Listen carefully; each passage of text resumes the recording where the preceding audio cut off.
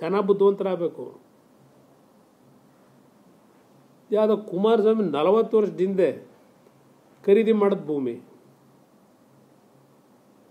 ದೇವೇಗೌಡರು ಮುಖ್ಯಮಂತ್ರಿ, ಪ್ರಧಾನಮಂತ್ರಿ, ನಾನು MP 2 ಬಾರಿ ಮುಖ್ಯಮಂತ್ರಿ, ಆ ಥರ ಸರ್ಕಾರಿ ಭೂಮಿ ನಾನು ಲಪ್ಟಾಯಿಸೋದಾಗಿದ್ದರೆ ಈ 40 ವರ್ಷದಲ್ಲಿ ಅದನ್ನು ಏನೇನು ಬೇಕೋ ರೆಕಾರ್ಡ್ ತಿದ್ಸೋಕ್ಕಾಯ್ತಿರಲಿಲ್ಲ ನನ್ನ ಕೈಲಿ. ಅದಕ್ಕೂ SIT ಈಗ ಇವ್ರದು.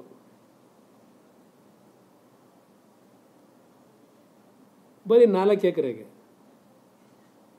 ನನಗೆ ಇನ್ನೂ 3 ಎಕರೆ ಸರ್ಕಾರ ಕೊಡಬೇಕಲ್ಲಿ ನನ್ನ ರೆಕಾರ್ಡ್ ಪ್ರಕಾರ.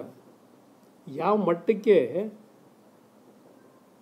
ದೇವೇಗೌಡರು ಕುಮಾರಸ್ವಾಮಿ ಮುಗಿಸ್ಬೇಕು ಅಂತೇಳಿ ಸರ್ಕಾರ ಏನೇನು ನಡೆಸ್ತಾವ್ರೆ ಗೊತ್ತಿದೆ ನನಗೆ. ನಾನು ಮೊನ್ನೆ ಜೈಲಿಗೆ ಹೋಗ್ತಾರೆ ಅಂತ ಹೇಳಿದ್ದು, ಅವ್ರು ಅದೇನೋ ದಿನ ದೇವ್ರ ಪೂಜೆ ಮಾಡ್ತಾರಲ್ವ, ಅದೇನೋ ಏನು ಊರೂರು ಸುತ್ತಾರಲ್ಲ ದೇವಸ್ಥಾನಗಳಿಗೆ, ಎದೆ ಮುಟ್ಟು ಹೇಳಲಿ ಎಷ್ಟು ಜನ ಮನೆ ಹಾಳು ಮಾಡಿದ್ರು. ಆ ಶಾಂತಿನಗರ ಹೌಸಿಂಗ್ ಸೊಸೈಟಿ ಏನು ದಲಿತರ ಉದ್ಧಾರಕ ನಮ್ಮ ಸಿದ್ದರಾಮಯ್ಯನವರು. ಈ ದೇಶದ ವ್ಯವಸ್ಥೆಗಳು ಯಾರನ್ನ ಏನು ಬೇಕಾದರೂ ಮಾಡ್ತಾರೆ.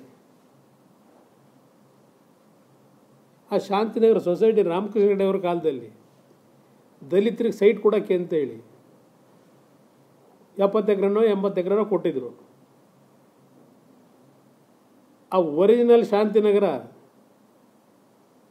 ಗೋರಿ ತೊಡಿ ಮಣ್ಣಾಕಿ ಆ ದಲಿತರ ಸೊಸೈಟಿನ ಇನ್ನೊಂದು ಸೊಸೈಟಿ ಬಿಜಾಪುರದಿಂದ, ಯಾವುದೋ ನಿಮ್ಮ ತರಕಾರಿ ಸೊಸೈಟಿ ಅದು ಹಬ್ ಕಾಮ್ಸ್ದು, ಆ ರಿಜಿಸ್ಟ್ರೇಷನ್ ತಗೊಂಬಂದು ನಕಲಿ ಮಾಡ್ಕೊಂಡು ಈ ಕಾನ್ಸ್ಟಿಟ್ಯೂಷನಲ್ ವ್ಯವಸ್ಥೆ ಒಳಗೆ ಏನೇನು ಮಾಡ್ಕೊಂಡವ್ರೆ, ಏನು ಮಾಡೋಕ್ಕಾಯ್ತದೆ ಅಂತರ್ಗೆ ಕಾಲ. ಇನ್ನು ಅದು ಯಾವುದು NTI ಸೊಸೈಟಿ, ಯಾರೋ ಇಬ್ಬರು ಇವ್ರನ್ನ ಅದೆಂಥದ್ದು ಇದು ಮಾಡಿ ಬಿಲ್ಡರ್ಸು ಅಂತ ಆ ಸೊಸೈಟಿಯಿಂದ 10 ಎಕರೆ ಲ್ಯಾಂಡ್ನ ಅವ್ರ ಹೆಸರು ರಿಜಿಸ್ಟರ್ ಮಾಡಿಸಿ, ಅವ್ರದ್ದು ದುಡ್ಡಿಲ್ಲ ಡೆವಲಪ್ಮೆಂಟ್ಗೆ ಅಂತ. ಇವಕ್ಕೆಲ್ಲ ಭಾಳದೆ ಒಂದೊಂದು ದಿವಸ ಬೇಕು ಇವಕ್ಕೆ ಮಾತಾಡೋದಕ್ಕೆ ರೆಕಾರ್ಡ್ ಇಟ್ಕೊಂಡು. ಸುಮ್ಮನೆ ಬೀದಿಲಿ ಇದ್ರ ಉತ್ತರ ಕೊಡೋದಲ್ಲ, ಎಲ್ಲ ಇಟ್ಟಿದ್ದೀವಿ. ಈ ರಾಜ್ಯದ ಜನ ಒಂದು ಸರಿಯಾದ ರೀತಿ ನಿರ್ಧಾರ ಮಾಡಿ ಒಂದು ಟ್ರಾನ್ಸ್ಪರೆನ್ಸಿ ಇರೋ ಸರ್ಕಾರ ತಂದರೆ ಇವತ್ತು ದುಡ್ಡಿಗೆ ಎಲ್ಲೂ ಹೋಗಬೇಕಾಗಿಲ್ಲ, ಸಾಲ ಮಾಡಬೇಕಾಗಿಲ್ಲ. ರಾಜ್ಯ ಸರ್ಕಾರ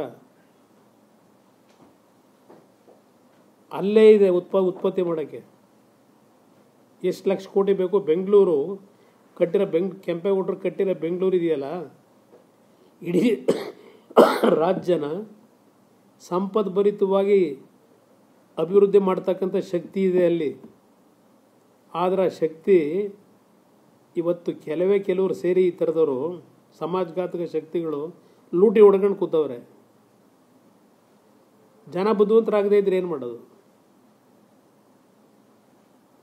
ಏನು ಮಾಡೋದ ಕುಮಾರಸ್ವಾಮಿ ಬೆಂಗಳೂರಿಗೆ ಅಂತಾರೆ 59 ರಸ್ತೆಗಳನ್ನು ಅಗಲೀಕರಣ ಮಾಡಿದ್ದೀನಿ ಬೆಂಗಳೂರು ನಗರದ್ದು. ನಾನು ಮಾಡದೆ ಹೋಗಿದ್ದೆ, ಅದು ಅಲ್ಲೇ ಬಿದ್ದಿರೋದು. ಈಗ ಸುರಂಗ ಮಾರ್ಗ ಅಂತಾರೆ, ಟನಲ್ ರೋಡು. ಅವತ್ತು ನಾನು ಮೀನ್ ಸ್ಕ್ವೇರಿಂದ ಅಪ್ ಟು ಹೆಬ್ಬಾಳ ಫ್ಲೈಓವರು 30 ಕೋಟಿ ವೆಚ್ಚದಲ್ಲಿ ಕ್ಲಿಯರೆನ್ಸ್ ಕೊಟ್ಟಿದ್ದೆ. ಕೊರಿಯನ್ ಕಂಪ್ನಿಯವರು ಬಂದು ಮಾಡೋಕ್ಕೆ ತಯಾರಾಗಿದ್ದರು. ಸರ್ಕಾರ ಹೋಯ್ತು, ಅದು ಅಲ್ಲಿಗೆ ಬಿತ್ತು.